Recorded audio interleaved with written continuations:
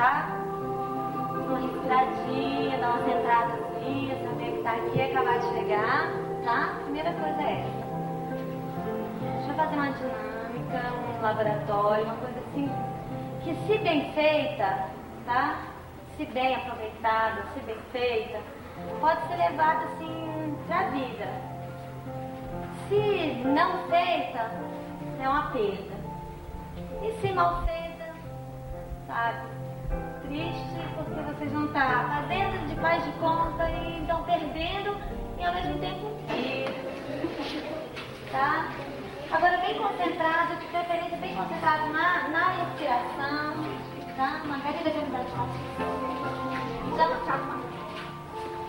Então assim, bem concentrado em vocês mesmos, né? Concentrem-se na respiração, pelo nariz, soltando pela boca, devagar, sentindo um pouco que vocês. E assim, vamos devagarinho parando no lugar onde estão e fechando os olhos. Tão pequenos quanto uma semente no fundo da terra. Tão pequenininhos quanto uma semente no fundo da terra. São sementes. Todas pequenas sementes. Todas pequenininhas sementes que estão agora começando a receber o calor do sol e o aconchego da terra. A terra um pouco úmida, aconchegando, guardando a semente.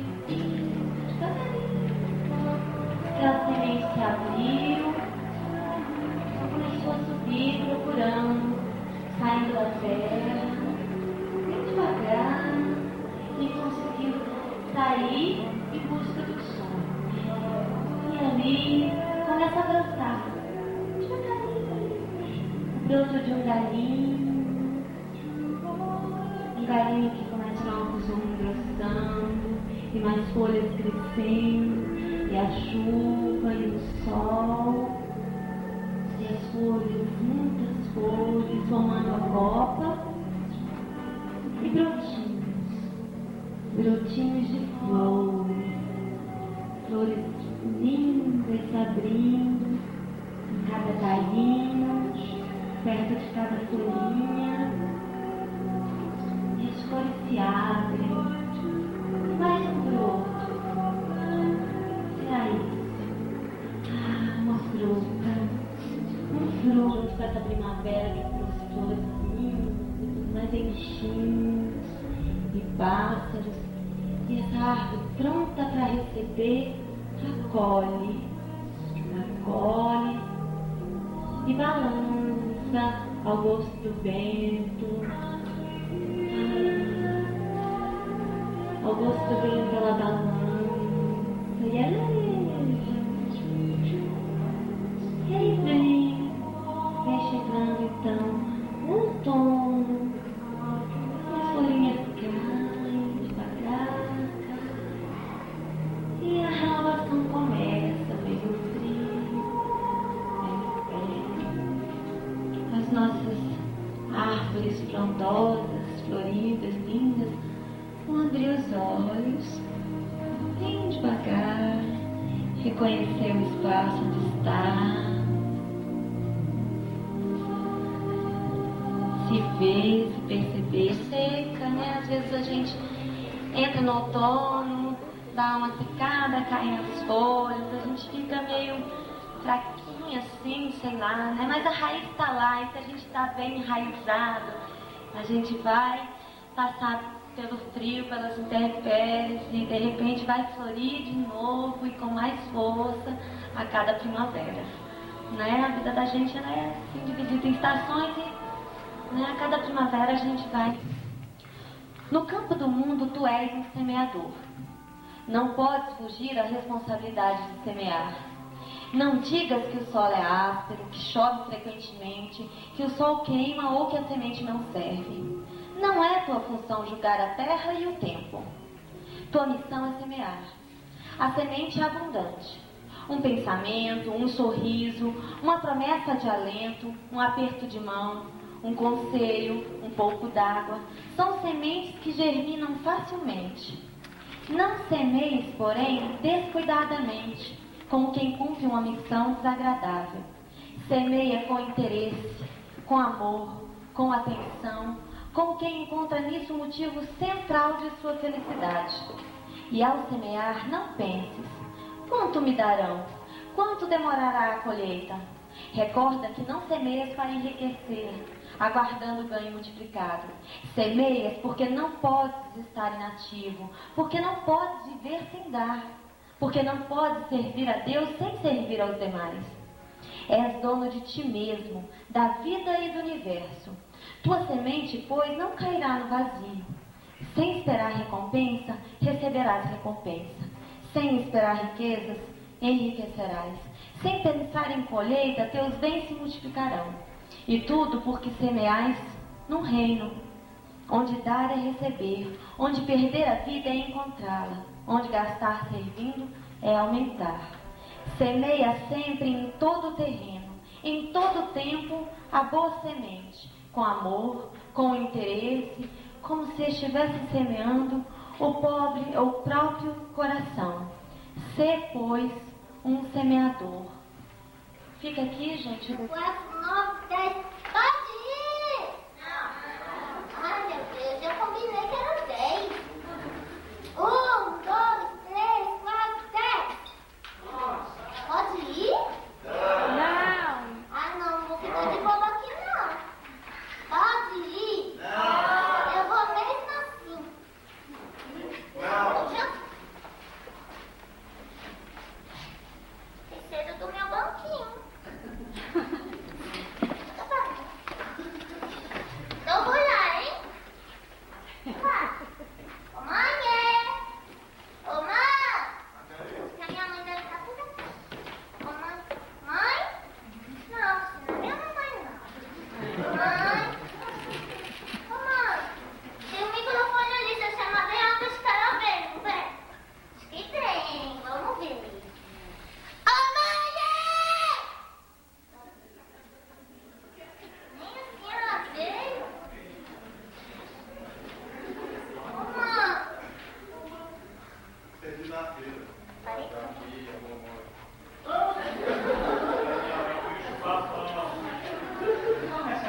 Mãe, dessa vez você se escondeu bem escondido. Não tô vendo, não. Ô, mãe.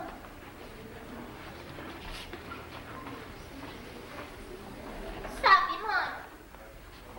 Eu queria te dizer umas coisas que ficam assim na minha cabeça. A senhora não precisa arrumar tanta casa, nem lavar tanta louça. Vai sobrar um tempinho pra brincar comigo. Lá na esquina tem um monte de pedra, um montão de areia. A gente bem que podia ter lá, sentar no chão e brincar. E com meu amigo Rubinho, nós poderíamos fazer, deixa eu ver, ponte de madeira velha encontrada no chão, carrinho de folha seca e casca de árvore, ponte de madeira velha, que é um barato. Mãe, escuta um pouco, depois nós poderíamos brincar de jogar pedrinhas no pau da cerca pra ver quem acertava. Ou olhar as pessoas passarem e dizer: oi, tudo bem? Era bom, não era não? Ter um tempinho assim sem pressa, olhar a lua pela janela e depois de dormir. Mãe, me escuta um pouco. Senta no chão, conta uma história do livro pra mim. Aquela do menino que vai passear com o voo de trem. O trem fazendo choque. Ah, eu queria viajar de trem. Saber como era. Levar o meu ursinho e o meu paninho. Pra se der sono, eu dormir. A senhora não precisa trabalhar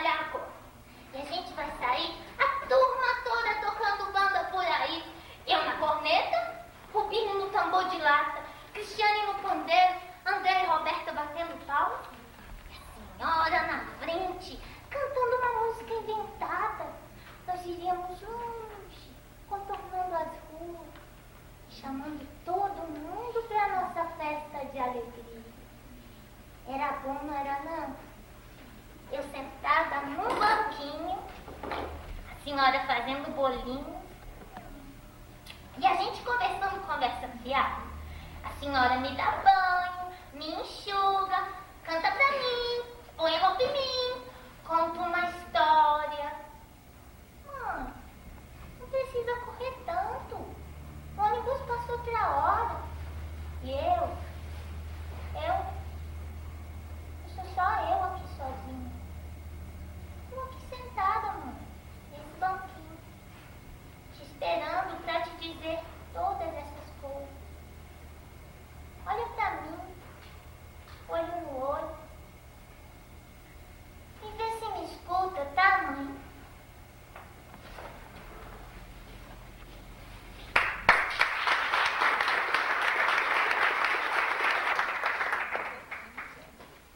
Essa história, a gente queria, assim, esclarecer, porque sempre, assim, fica uma mãe de consciência pesada, na verdade, mas que o tempinho que você tem, você consiga transformar ele num tempão, não é a quantidade, a qualidade, né?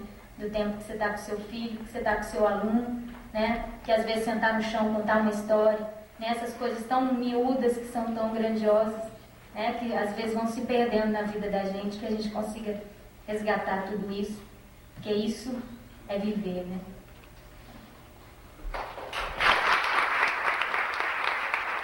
Da DRE de Samambaia, e a professora Cirlene Maria de Queiroz, do CAI Ayrton Senna. O Rogério vai conduzir as atividades aqui com você, tá bom? É colher de vocês as impressões que vocês tiveram e qual a relação que vocês fizeram com o que foi estudado nas salas, naqueles cadernos, principalmente com relação à interdisciplinaridade, e saber as impressões que foram comuns ou que não foram comuns aos grupos. Então eu queria saber, nós já tivemos a apresentação de um grupo que a gente trouxe no filmador exclusivamente porque o trabalho estava tão bom que a gente quer filmar, quer registrar e quer guardar isso para sempre com a gente. E queria pedir para algum grupo, se tem outro grupo, que a gente não vai pedir assim, todos que mesmo se não quiserem apresentar, quem quiser, quem achar que está tão bom, que merece ser compartilhado, a gente queria que viesse aqui na frente e que apresentasse. E que ao final, que o grupo viesse junto e que pudesse dizer assim, o que sentiu estar trabalhando com pessoas que são de áreas diferentes e que pensam coisas diferentes. Tem algum grupo que está achando aí que o trabalho está tão bom que merece ser apresentado aqui? Encenar, né? Esquecemos que era para fazer um livro. Depois que estava lá, já encaixando para fazer a encenação, aí não lembramos, não, tem que ser um livro. Aí começou cada um dando um palpite para aqui, um palpite para ali, surgiu, né, diretamente, né, da editora Os Formigões, surgiu a aventura das formiguinhas, tá? E a gente vai passar, né? De repente, a gente teve algo assim, muito assim, quando ele disse, quem achou o trabalho muito bom, de repente para vocês pode não significar até nada, mas pra gente lá na hora, foi uma maravilha, né? Ficamos contentes com isso. Era uma vez 4 formiguinhas. Sempre no mesmo horário e em ordem, saíam para buscar os seus alimentos.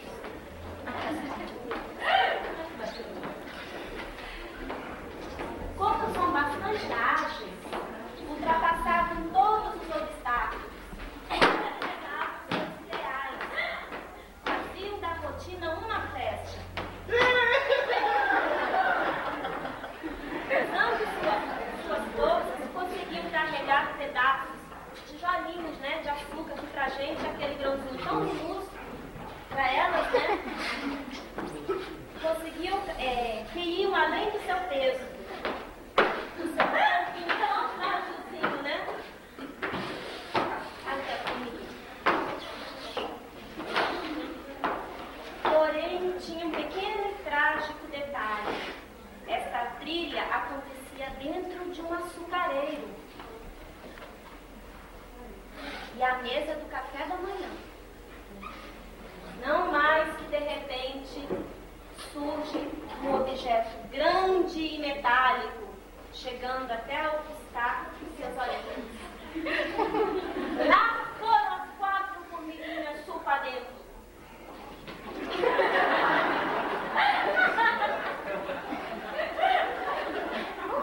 A princípio estavam até gostando, mas não demorou muito e uma delas gritou: Sai cá!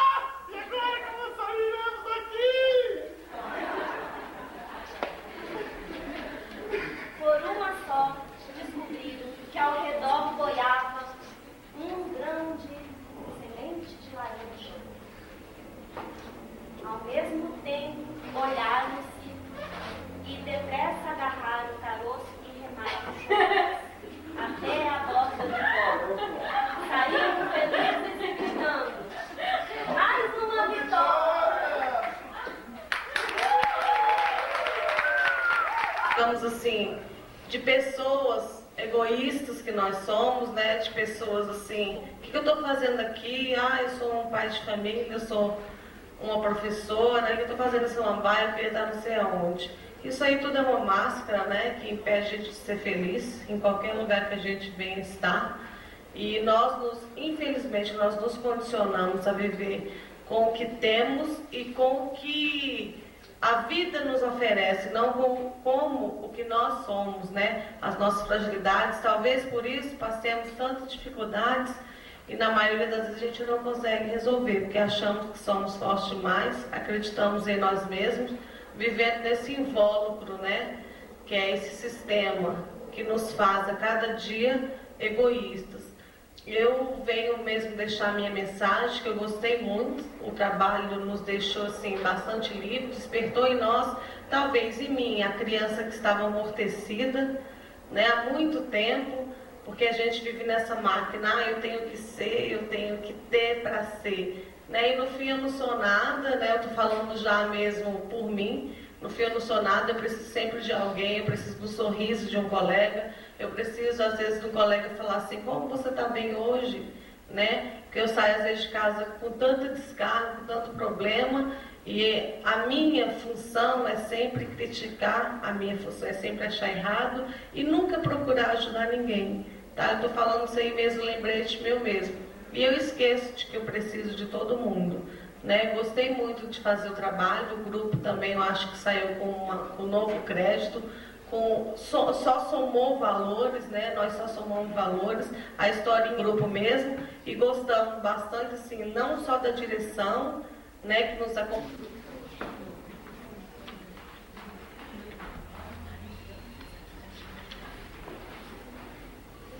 Olha só, uma formiga. Qual criança não gosta de brincar com essas amigas? Joãozinho encontrou uma formiga.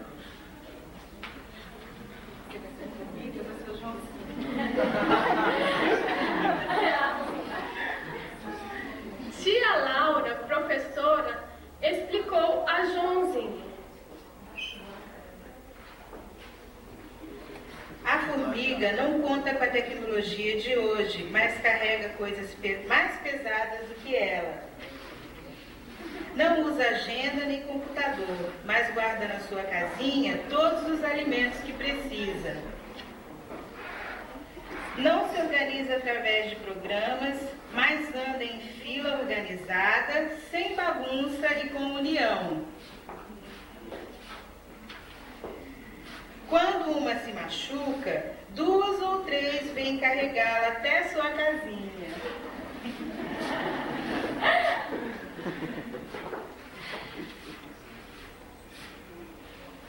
Isso é para mostrar a você, amiguinho, que a tecnologia é boa, porém a cooperação nunca deve sair de moda, porque é através dela... Futuramente deve ser professora e foi ela que fez o texto, e como se vê, é um texto simples, mas é um texto que tem a ver realmente com a formiguinha e que tem a ver realmente com a gente também, na vida simples, na vida de professor, no dia a dia. E como acabou de falar o professor aqui anteriormente, a nossa vida é muito simples, a gente quer muita coisa, quer abraçar o mundo com as pernas, e a gente esquece das coisas mais simples, e esquece também que um bom dia, um oi, olá, são coisas que mexem profundamente com a gente. Olha, aí nós juntamos lá e como o nosso grupo tinha uma formiga e o besouro, nós falamos, então vamos fazer uma história desses 2 insetos, né? Uma formiga e o besouro. Nós misturamos a coisa aqui e como a Isabel mesmo falou, talvez assim para vocês não tenha ficado assim aquela coisa, ai, nossa, que legal, mas pro grupo assim foi uma coisa maravilhosa e a gente assim riu até, fomos pra casa, mas ficou legal, tanto assim a Beth que desenhou, caprichou no desenho e como se realmente fosse para ler para as crianças, né? Então tem aqui, ó, o título é a formiga e o besouro viajante, tá? Então nós temos o nome da formiga de Bilu e o besouro de Lu. Então, para começar, ó, era uma vez a formiga chamada Bilu e o besouro chamado Lu. Resolveram se casar. Tá aí. A formiga Bilu, apesar de ser um substantivo feminino, é muito organizada. trabalha muito para armazenar seus alimentos.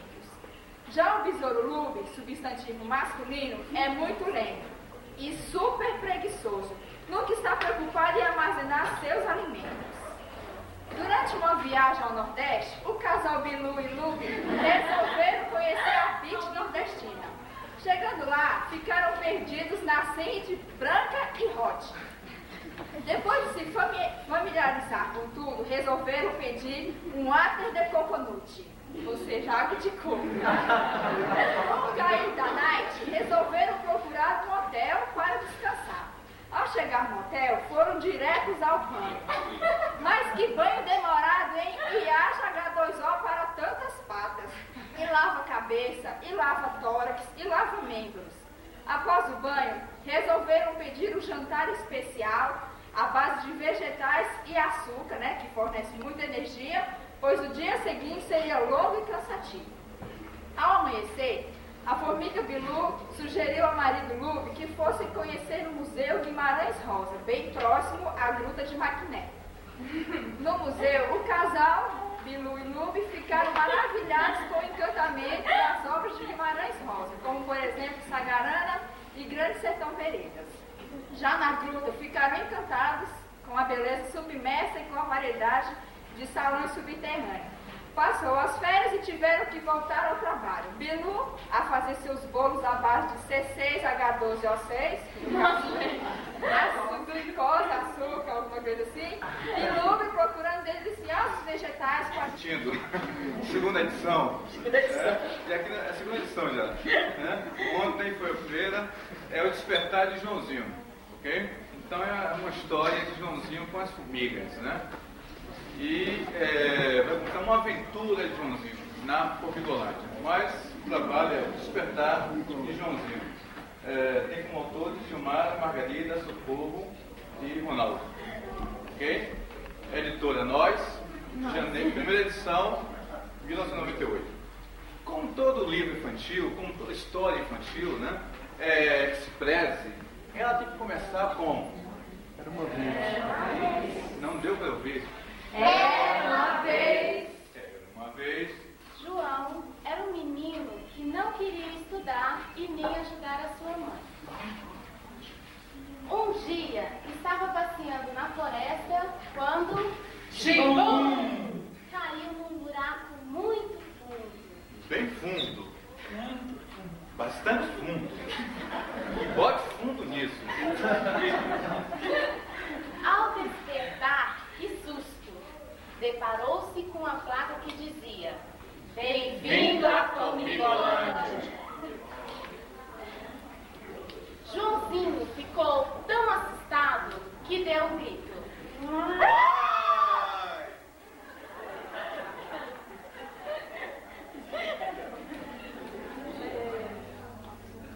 Ao mesmo instante, ele percebeu que as formigas estavam trabalhando e não deu a mínima importância da sua presença.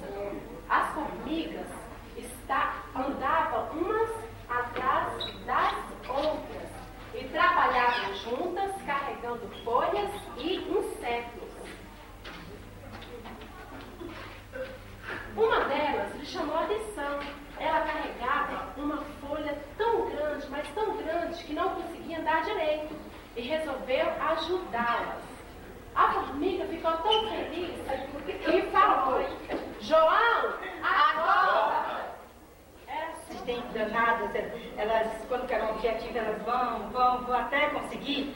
Eu acho que assim deve ser o homem em geral. Eles devem também seguir os mesmos exemplos da formiguinha, certo? Eles devem lutar, certo? Devem lutar, mas sem machucar ninguém, provocar mudanças, certo? Eu estou cansada. Provocar mudança em sua vida, mas sem atropelar ninguém, certo? Apenas com um único objetivo, de crescer. Mas crescer sendo o quê? Sendo solidário com os outros, sabe? Sendo unidos, porque às vezes o que mais acontece na vida real é porque tem muita gente que quer crescer, atropelando os outros, derrubando os outros, e isso não deve acontecer. Isso acontece no dia a dia, até com os próprios colegas. E a gente vai conhecendo os colegas assim. Às vezes ele cresce, mas ele é atropelando. Então, as formiguinhas, é um bom exemplo na vida real e a gente pode buscar isso aqui na nossa vida prática. Isto é o moral da nossa história. Os bons vizinhos. Gente, eu queria pedir desculpa. Num cantinho qualquer do mundo, uma colônia de seres que viviam muito felizes. Eternas operárias, as formigas passavam o dia inteiro trabalhando, assim como o homem buscando a sua sobrevivência. Elas são chamadas de insetos, animaizinhos invertebrados, isso é, que não possuem ossos. As formigas trabalhando. Próximo desta colônia vivia outros animalzinhos interessantes. Tinha um corpo comprido, cheio de anéis e que possuía 100 perninhas. Exatamente, 100 perninhas. Você já sabe quem é? Isso mesmo, a senhora Centopeia.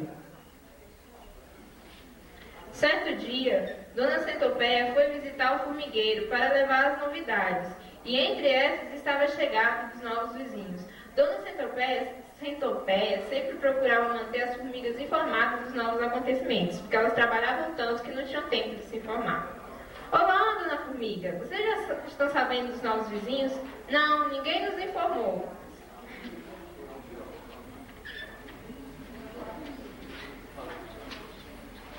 Olha, temos que observar com bastante atenção para enxergá-los, mas olhar de verdade, bem de pertinho.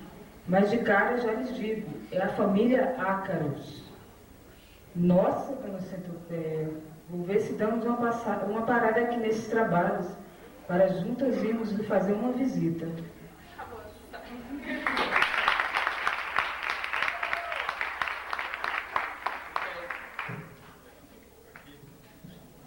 Junto a essa história, tem outras aqui que eu coloquei. Eu fiz uma espécie de viagem, tá?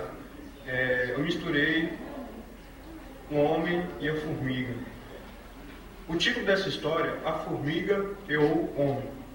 Ao aprender esta formiga, enquanto professor, aprendiz de educador, me sinto como um verdadeiro senhor de engenho, traficante de escravo, pois tirei um simples inseto do seu habitat, assim como os negros eram vistos há muito tempo atrás, como peças entre aspas. Eles viviam em suas terras, na África, e em comunidade, partilhando religiões, danças, festas, experiências. Colhiam seus alimentos, tinham suas vivências, suas culturas. Possuíam um antepassado comum, que tirados e arrancados do continente africano, homem, formiga, durante os séculos XVI ao XIX, alimentaram a lógica da exploração do capitalismo em desenvolvimento. Pois os homens negros, formigas, também eram vendidos em terras desconhecidas. Trabalhavam nos canaviais, nas jazidas de minérios, na criação de gado, em atividades consideradas, entre aspas, menos dignas nas cidades. Para o branco, europeu, que enxergava o negro não como ser humano, muito menos que uma formiga. Este negro formiga se misturou com o opressor branco, europeu, e com o oprimido índio. Desta miscigenação surgiu o brasileiro, homem-formiga, que contribuiu para o desenvolvimento de uma terra chamada Brasil. Ele, homem-formiga, continua sobrevivendo, assim como o inseto-formiga que corre atrás do alimento, das folhas verdes das árvores. O homem busca no seu trabalho a sua sobrevivência em troca de um salário. Vive em comunidade, assim como as formigas, e muitas vezes sofrem como insetos a lógica de um sistema que o escraviza. Porém, somos homens e não formigas, e podemos melhorar todo o sistema que nos oprime, utilizando o exemplo das próprias formigas, que vivem de uma forma mais harmoniosa, pregando a solidariedade entre suas irmãs. Sejamos homens, formigas, brasileiros e, sobretudo, solidários. Obrigado. Tem mais um. Gente, o título, Piquitita, a formiga de Dom João VI. Alguém vai gostar da história, né? Tranquilamente. Como muitos sabem, Dom João VI, antigo rei de Portugal, que veio para o Brasil em 1808, era muito guloso.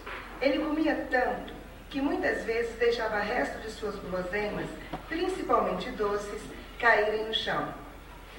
Assim, muitas formiguinhas juntavam-se ao redor os restos desse doce. Uma dessas formigas, a Piquitita, não estava satisfeita com a divisão dos doces de Dom João VI e, zangada, quis fugir e abandonar o grupo para procurar doces em outros lugares. Dom João VI tinha muito carinho por essas formigas, pois admirava a organização e a união existente entre elas. Ele gostava tanto delas que não permitia que ninguém jogasse veneno nas plantas, na terra ou até mesmo nos armários. Piquitita ficou alegre com o carinho dado por Dom João VI e, mesmo sem saber que ele era rei, desistiu de fugir. Emocionada, Piquitita fez seu discurso de agradecimento. Patrícia, vem cá, bebê.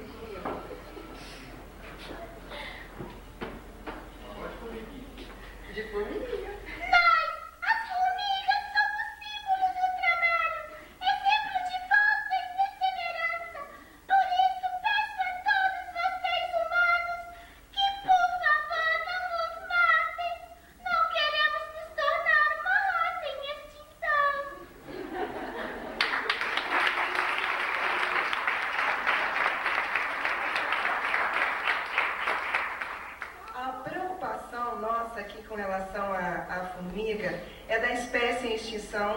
Porque o ser humano ele tende a não valorizar nenhuma espécie além da sua.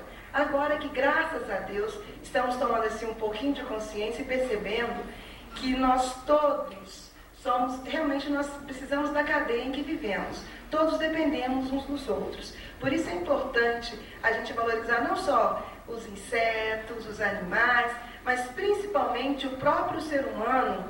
Gente, nós estamos em extinção e não estamos percebendo.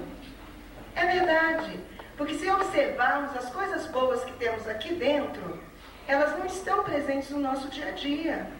A gente hoje em dia é só cobrança, egoísmo, críticas destrutivas. E o que é pior, a gente não aprende a receber as críticas construtivas e tentar melhorar. E é assim que o ser humano acaba com a própria raça. Por isso é preciso que nós aprendamos juntos a crescer, mas segurando sempre uns nos outros, porque sozinho é praticamente impossível a gente conseguir fazer isso. Tem o imaginário de todo professor pelo exemplo. Joãozinho é terrível. A nossa história, a formiga que queria ser gente, tá? A formiga sempre observa entre as folhas, tá, o comportamento dos seres humanos. Um dia, ela conheceu um menino chamado Joãozinho.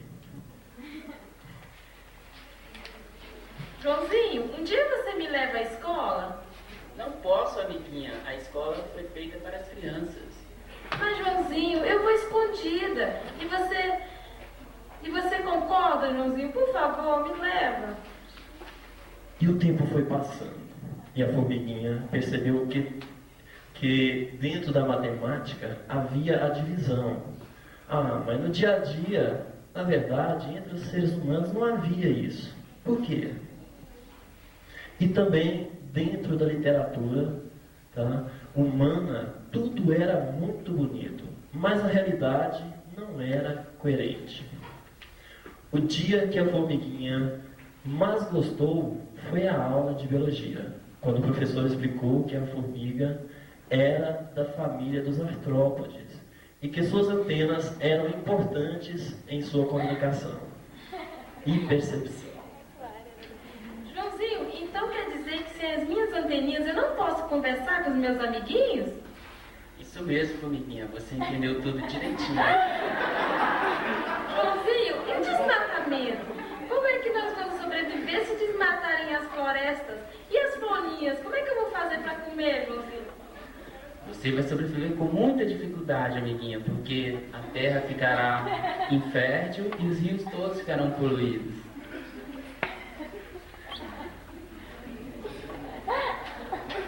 Joãozinho, adorei conhecer sua escola, mas não tem aula de educação física?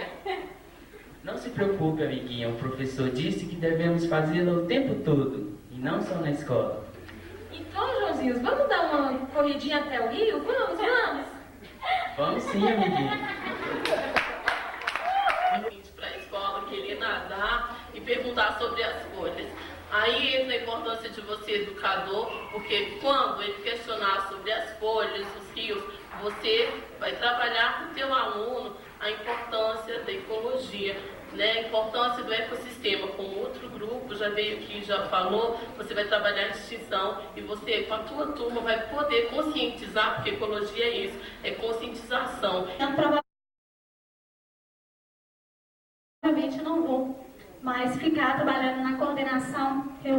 Provavelmente eu ficaria, tenho a intenção de ficar em sala de aula para poder ver realmente como que acontece a escola Candanga lá na sala de aula.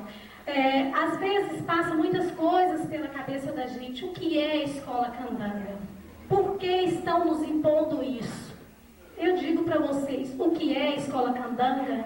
É isso que nós acabamos de ver. É essa alegria, é esse espaço para as várias formas de expressão. Eu fiz algumas anotações enquanto eu ouvia, né, vocês falando algumas coisas e gostaria, em primeiro lugar, de conversar isso com vocês. Eu acho uma coisa incrível e quando eu coloco isso, eu não coloco para vocês, eu me coloco nessa situação também. O que acontece com essa alegria que eu acabei de ver aqui? O que acontece com ela quando nós vamos para as escolas? Quando nós recebemos aquele conteúdo a ser cumprido, quando nós vemos aquelas salas superlotadas, quando nós vemos toda aquela falta de estrutura que tem em nossas escolas. Por que a gente deixa essa alegria acabar? Por que ela não acompanha a gente o ano todo? Se nós, adultos, gostamos desse tipo de atividades, imagina como as nossas crianças gostam, os nossos adolescentes. Os nossos adultos gostam, todo mundo gosta disso, como uma colega disse, é um resgate, é a criança que estava em mim. Nós temos isso e não adianta negar. E uma das coisas que eu acho interessante na escola Candanga é justamente isso, é a não valorizar somente leitura e escrita, porque a escola tem essa tendência a valorizar somente leitura e escrita. E cadê as outras formas de expressão? Cadê a alegria? Cadê o sorriso? Cadê o nosso potencial? Cadê a vontade de brincar, de tirar do aluno o que ele gostaria de trabalhar? Quando nós chegamos na escola, geralmente a gente recebe, e agora isso está mudando, a gente recebe, por exemplo, na grade, né, os conteúdos. Olha, você tem 3 aulas por semana, no caso, né, de área específica, ou 2 aulas, ou no caso do professor de atividade, você tem 4 horas com essas turmas. Gente, esse infeliz desse homem colocou a gente, e acho que tinha assim, mais ou menos uns 10 professores novos na escola, para recortar. Rodaram isso no mimeógrafo e a gente tinha que recortar aquelas bordas para poder colocar nesse saquinho. Gente, eu recortei tanto papel nessa época que eu fiquei com calo em todos os dedos. Mas eu tinha um ódio tão grande naquele mês que eu fiquei naquela escola com aquele homem, sabe? Aquilo me matava. Porque quando eu cheguei na educacional, eu já tinha 7 anos de educação. Então eu não estava crua mais. Eu já entendia muitas coisas. Entendia que o que estava acontecendo aqui naquela escola era um absurdo. Mas tinha que cortar. E aí, se ele entrasse na sala e eu estivesse cortando. Mas como esse trabalho não rende aquelas coisas todas? Então foi uma pressão tão horrorosa, né? E hoje eu vim aqui e falei assim, quem me dera naquela época, de repente, ter condições de fazer um trabalho como vocês estão fazendo. É claro que às vezes a gente fica chateado, não, queria estar de férias, não sei o quê, mas isso aqui é importante, gente. É um repensar, é um relaxamento. Eu sei que tem pessoas que às vezes trabalharam 6, 7 meses, 8 meses e não tiraram férias. Estão cansadas, eu sei disso, mas é um repensar importante. Vocês vão ver isso depois no trabalho de vocês.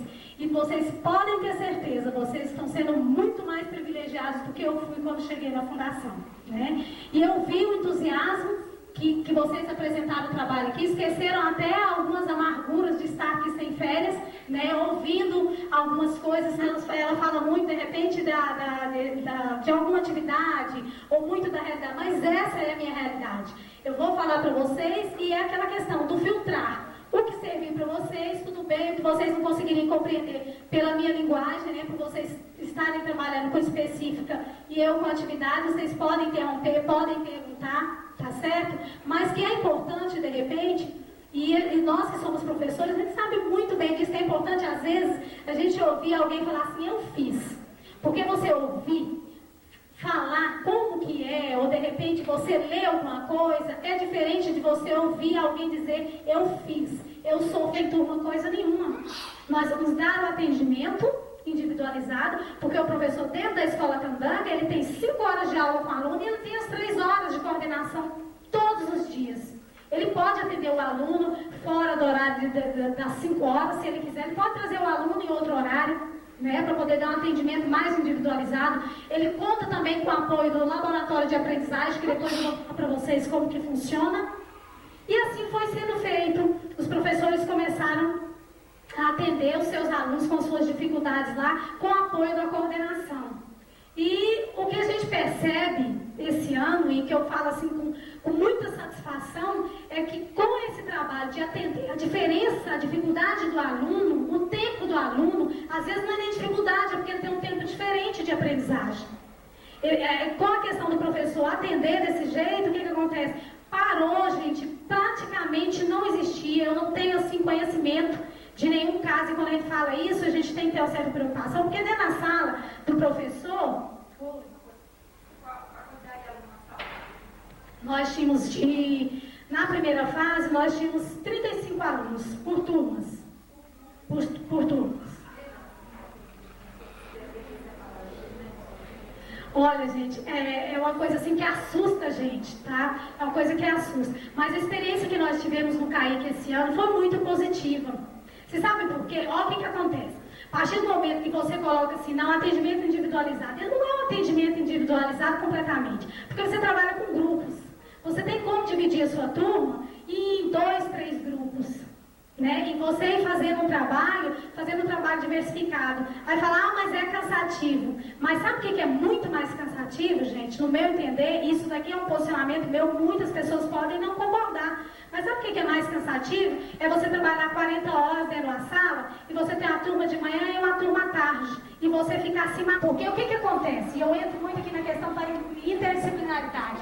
Quando eu digo interdisciplinaridade, eu vou dizer o quê? Porque quando eu vou trabalhar a função social da matemática, eu vou trabalhar somente dentro da matemática, a função social da matemática, não. Ela vai entrar em todos os aspectos do nosso conhecimento. Porque se você for trabalhar essa questão da cadeirada na sua sala de aula, você vai ver que você vai precisar da questão da geografia, da questão do espaço, você vai precisar da matemática, você vai precisar da história, né? Questão de você trabalhar, são todas as salas de aula que têm cadeiras, as cadeiras sempre existiram dessa forma, para que elas servem? E aí você vai trabalhando uma série de questões, né? Você vai trabalhando a questão da higiene, uma série de coisas que você vai trabalhando a partir do que aconteceu ali naquele momento. E isso ele vai saindo, e você tem a forma de relatar, que você tem um relatório de turmas, né? E você vai relatando isso. Você pegou uma turma que ano passado, digamos, era a turma de 7 anos e 8 anos, de repente tinha que trabalhar insetos, você acha importante trabalhar insetos, né? Você teria que trabalhar aquilo ali, não trabalhou ano passado, esse ano surgiu alguma coisa. Eu achei uma coisa... Ele segue, você tem o conteúdo, você tem que trabalhar, porque a escola ela trabalha com o saber sistematizado. Só que o que acontece? Ela não tem um momento, porque antigamente não pegava conteúdo assim, primeiro bimestre, segundo bimestre, terceiro bimestre, quarto bimestre, não era isso que ele recebia? E dizia assim, eu tenho que cumprir. E aí vem um tal do mito que nós criamos, que é a questão, eu tenho que cumprir o conteúdo, porque senão, e daí? Aí eu pergunto para vocês, algum professor, para quem já trabalhou, que eu sei que tem pessoas aqui que não trabalharam na fundação, mas trabalharam fora, vocês já viram algum professor ser castigado fisicamente porque não conseguiu cumprir o conteúdo? Felizmente ou felizmente, não sei, na sala de aula da gente faz muito o que a gente quer, né? A gente sabe muito bem que vai muito da consciência da gente. Então, quanto mais a gente pudesse preparar, fazer o trabalho no coletivo, discutir se aquela minha prática realmente tem cabimento, é lógico que você vai melhorando no seu trabalho, no dia a dia. Com o passar do tempo, eu vi que não era aquilo ali, não. que tinha outros caminhos para aquilo ali. Aí o que eu passei a fazer? Eu passei a ler, a discutir dentro do grupo, eu passei a perceber que não é isso. O que é interdisciplinaridade? É simplesmente dizer pra gente que o conhecimento ele não é fragmentado. Que para você transmitir um saber, que você precisa de todas as áreas. E é inegável isso, gente. Não adianta eu dizer que vou dar aula de filosofia e somente de filosofia. O que eu vou fazer sem a história, sem a geografia, sem a matemática? Dando aula de filosofia, eu não tenho como fazer isso. Eu preciso das outras áreas. E isso é simplesmente uma retomada. É um momento da reorganização. Às vezes as pessoas dizem, mas a escola Candanga é imposta, é um projeto de chegou. Não é não, gente. Isso daí é uma reorganização do que nós já vimos clamando há muito tempo. Da necessidade nossa, enquanto professores, de trabalharmos só com a turma. De nós, professores, de nos reciclarmos mais, de sermos mais plurais. Porque nós, professores, nos fragmentamos e achamos, aprendemos na escola normal, na faculdade, que você, para dar aula, você precisa disso, disso e disso. Fora disso daí é com outro professor da outra área. Mas isso não é verdade. E a gente vem percebendo, e a gente percebe muito isso, vocês vão perceber quando for falar sobre projeto de trabalho com vocês, que não tem como eu ser, sou professora de filosofia. Eu tenho sim que buscar conhecimento em outras áreas. E é interessante que quando você busca esses conhecimentos, a satisfação que dá pra gente enquanto profissional. Dizer, poxa, mas eu não sabia nada sobre aquela galinha, mas agora eu sei tantas coisas sobre galinhas. Teve outro exemplo também sobre carrapatos, né? Meu Deus do céu, se eu virasse que, acho que aqui tirando os professores de ciências, provavelmente eu não iria ouvir muitas coisas a respeito da vida dos carrapatos. Se eu perguntasse como é que é seu nome? Se você é de ciências, Patrícia? Não. Se eu te perguntasse alguma coisa sobre carrapatos, que você me falar como é que é a vida dele, o que eles se alimentam, alguma coisa assim, você saberia me falar? Você só sabe o que o seu cachorro tem. E você é de atividades? Pois é, e a gente poderia dizer que uma dúvida dessa, ela pode surgir sim na sala de aula. Meu aluno pode fazer essa pergunta, ele pode ter visto alguma coisa na televisão e ele pode perguntar. E aí?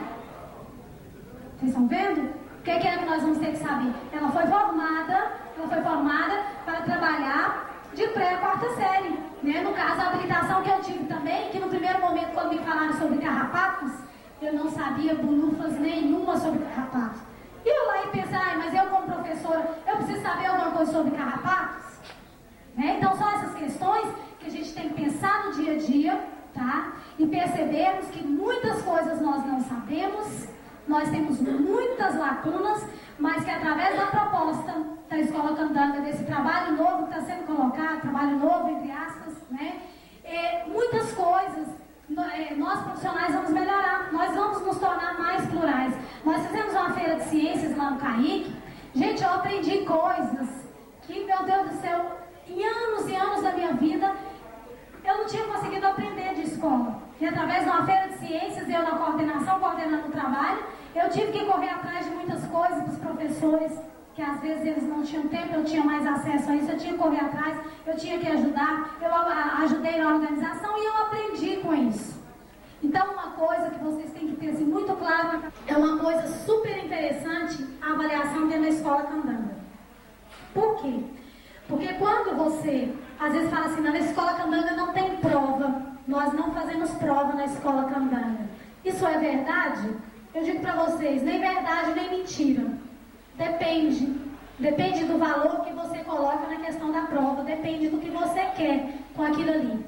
O que acontece é que a sua avaliação, ela é diária. A partir do momento, Ronaldo, que eu faço um trabalho dentro da sala, digamos, com 3 grupos e que eu acompanho diretamente o desenvolvimento dos trabalhos, eu tenho condições de saber diariamente como que está o desempenho do meu aluno. Porque se todo dia eu tenho a oportunidade de ir na carteira dele, ver o que ele está dando conta de fazer, o que ele não está dando conta de fazer, pedir ao colega que dê uma ajuda, ou que eu posso retomar aquilo ali no período contrário, né? De repente no atendimento individualizado, de repente eu posso não sentir a necessidade de dar a tal da prova, para o menino fazer naquele desespero tremendo, e no final dar uma nota e dizer que ele vale 5 ou que ele vale 4. O que é que nós fazemos? Nós olhamos o desenvolvimento diário dele, e isso acontece sim. Qualquer hora que você chegar para um professor que trabalha né? Por exemplo, lá do Caíque, qualquer hora que você chegar e falar, fulano, como é que está o César, por exemplo, na sua sala?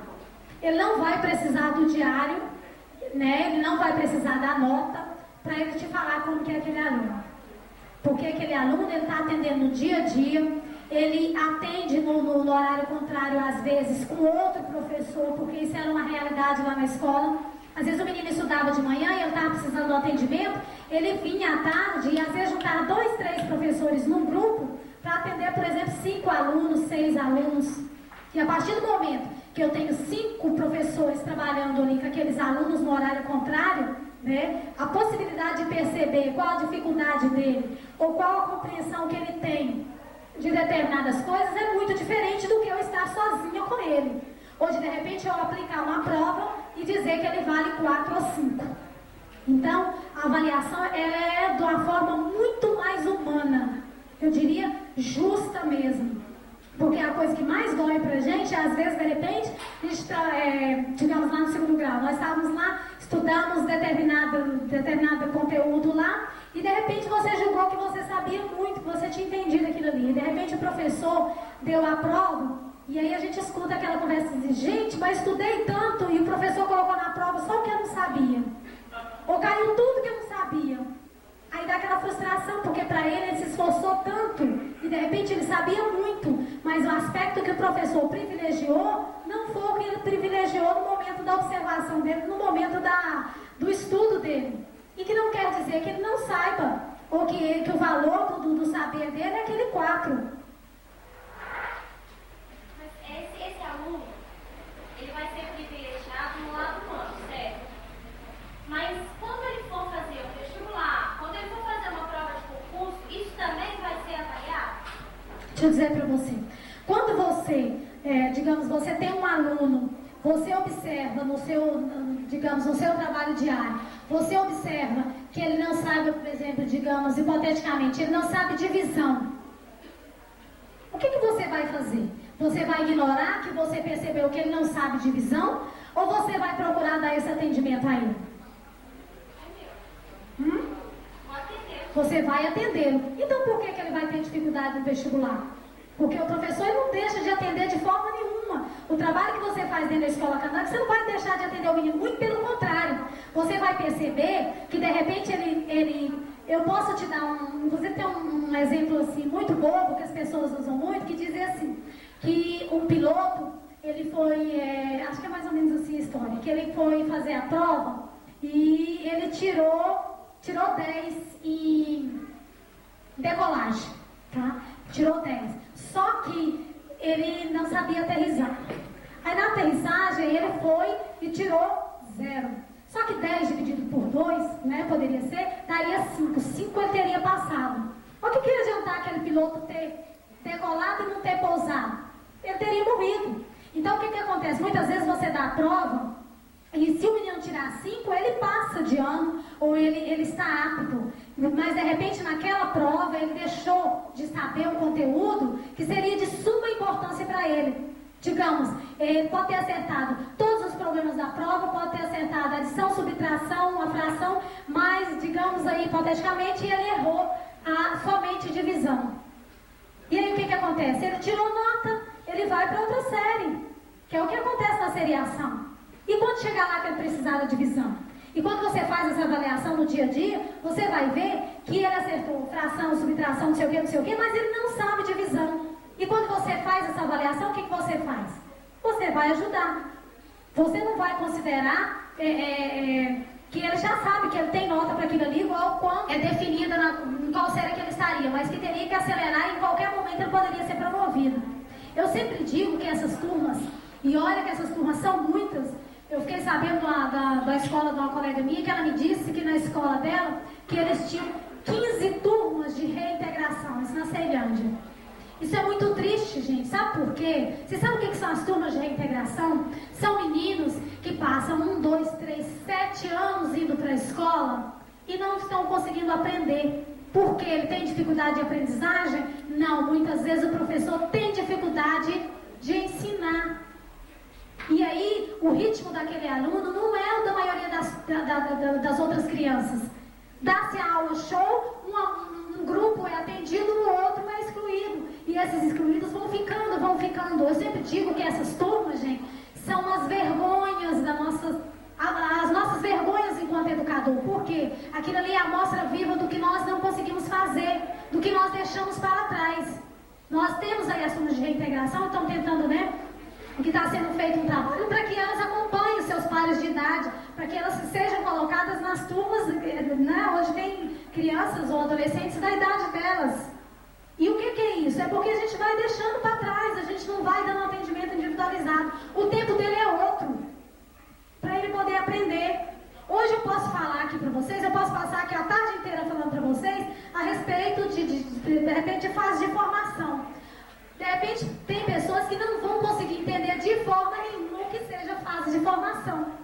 Por mais que eu fale, vocês não vão entender. Só que amanhã não quer sábado, segunda-feira, vocês podem ter uma outra pessoa que vem falar sobre qualquer outra coisa para vocês, e uma coisinha assim que elas falem a respeito de fase de formação para vocês, é o suficiente para vocês entenderem o que é fase de formação.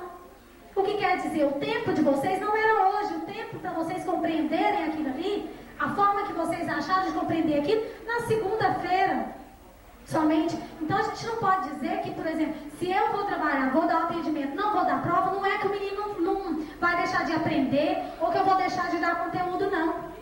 Só que eu vou ter um conhecimento mais profundo no meu aluno. Porque professor, gente, que tem 2 turmas, que eu tenho 35 de manhã e 35 à tarde, eu não posso dizer que eu tenho condições de dar esse atendimento individualizado ao meu aluno. Eu não posso dizer que qualquer hora que me perguntar como que está o desenvolvimento do meu aluno, eu posso dizer isso. Mas o professor que tem só 35 alunos, ele tem essa condição sim. Porque ele tem até condições físicas de dar atendimento a esse menino. Porque ele está descansado, tem um momento de preparar uma aula melhor. Se você está com 2 turmas, você não tem condições de repente, preparar uma pecinha de teatro, você não tem ânimo e não tem tempo para isso. Mas se você tem uma turma só, você tem como trabalhar isso com o seu aluno sim. E ver qual é o desenvolvimento dele, ou ver quais são as habilidades dele, ou porque fulano tem habilidade, digamos, somente para a educação artística, eu vou deixar de lado, eu vou valorizar a educação, o que ele gosta, eu vou valorizar. Mas eu também vou tentar despertar nele as outras áreas que ele tem dificuldade, mas que também é importante que ele tenha aquele conhecimento. E decidimos que nós iríamos trabalhar. Aí tiramos 2 semanas para que o professor tirasse das turmas com o que nós iríamos trabalhar. Qual seria o tema que nós iríamos trabalhar? Depois de 2 semanas, nós nos reunimos e os professores disseram o seguinte: nós não temos condições de tirar tema nenhum, nós não temos condições de tirar eixo nenhum para trabalho, porque nós não conhecemos nossas turmas. Os meninos chegaram agora, a gente não tem assim conhecimento da turma e não dá para trabalhar. Aí foi aí que surgiu a ideia, então nós vamos trabalhar com o projeto Quem Somos, trabalhar a identidade daqueles alunos. E a partir daí, nós decidimos fazer o trabalho. Os professores da fase, a maioria, começaram a trabalhar com projetos. Nós temos na escola também ensino especial. Teve professores do ensino especial que não estavam trabalhando com a escola Candanga, que decidiram trabalhar com projetos. Tivemos professores de pré-escola, no caso de 4 e 5 anos, que também não estavam na escola Candanga, resolveram trabalhar com projetos. Tivemos professores que estavam na fase e não quiseram trabalhar com projetos. Tivemos professores de 3ª e 4ª série que resolveram trabalhar com projetos. Então isso já foi uma dificuldade, porque a princípio quem teria que trabalhar seriam os professores de 6, 7 e 8 anos, que estavam implementada a primeira fase. Só que a escola Candanga, gente, não é só a implementação da fase. Ela é uma filosofia, ela é um trabalho, ela é um modo de você organizar o trabalho na escola, E aí nós tocamos o trabalho e ficamos aí depois de 2 meses. Aí os professores reclamaram assim: gente, mas esse projeto é muito longo, esse negócio está muito esquisito, parece que nós nos perdemos nesse projeto. Aí ficou aquela angústia, aquela coisa assim, uns querem desistir, os outros não, mas nós começamos, nós vamos terminar, o negócio não é por aí não. Aí ficou aquele negócio solto, tínhamos aprendido muito, mas a gente percebia que ainda não era o caminho, o erro. Tem pessoas que começaram a ficar desanimadas com aquela organização de trabalho. Aí encerrou o tal do projeto, fizemos as oficinas no final dos projetos, onde todos os alunos passaram por várias atividades, dando culminância àquele projeto. e fomos novamente para a discussão. Como se trabalhar projeto na escola? A escola inteira trabalha um projeto, ou o projeto é de cada turma? Ou é de cada série? Aí ficou a dúvida, discutimos, aí chegamos à conclusão de que o projeto não tinha dado certo, porque nós não tínhamos estruturado ele. Nós tínhamos que ter sentado, estruturado tudo, de quais conteúdos que nós iríamos trabalhar, o que é que nós iríamos fazer, quais as atividades, onde que nós iríamos, tudo. Por isso que tinha dado errado. Sentamos novamente, fizemos todo o esqueleto do projeto, todos os conteúdos, cada um com a sua, no caso com a sua série, né? A turma de 7, a turma de 7, de 8, turmas de terceira, de quarta, cada um com o seu grupo. Estruturamos tudo e fomos para o tal violência, o nome do projeto, e qual a culminância dele é violência não. Aí fizemos e tudo e decidimos que todas as atividades elas seriam feitas em conjunto, que todo dia, de segunda-feira,